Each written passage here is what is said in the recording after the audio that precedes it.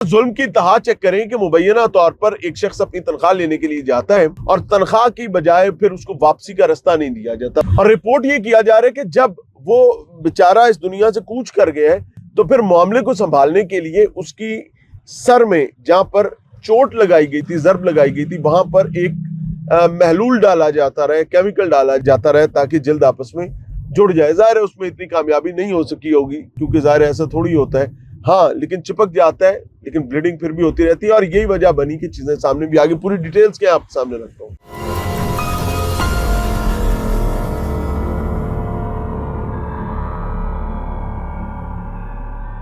अच्छा जी, कुछ खातीन की तस्वीरें आपके सामने, बेचारियां इस तरह से हाथ जोड़कर खड़ी हैं, तरला कर रही हैं, बेबता कर रही हैं, मिन्नत कर रही हैं। इनके साथ क्या हुआ? मुबैना तौर पर इनके बाप की जान ली जाती है, और उसके बाद कुल्हाड़ी से जब उसकी गर्दन को, तो उसके बाद फिर एक, हमारे यहाँ तो अमूमी तौर पर एल्फी ब्रांड नेम के तौर पे मैं नहीं ले रहा नाम, उसी एक केमिकल के तौर पर बात कर रहा हूँ जो चिपकाने का काम करता है। उस चिपकाने वाले केमिकल का इस्तेमाल किया जाता है मुबैना तौर पर, और शख्स के जो जख्म के मामलात हैं उनको हील करने की कोशिश की जाती है, और फिर कहा जाता है जी इन्हों तो दिल दा दौरा पै गया, ताकि कहानी इधर की उधर चली जाए। और ये सब कुछ एक मकामी चिकड़ चौधरी की जानिब से किए जाने के इतलात हैं। जुल्म की इंतहा, कुल्हाड़ी से सर कर अपना जुर्म छुपाने के लिए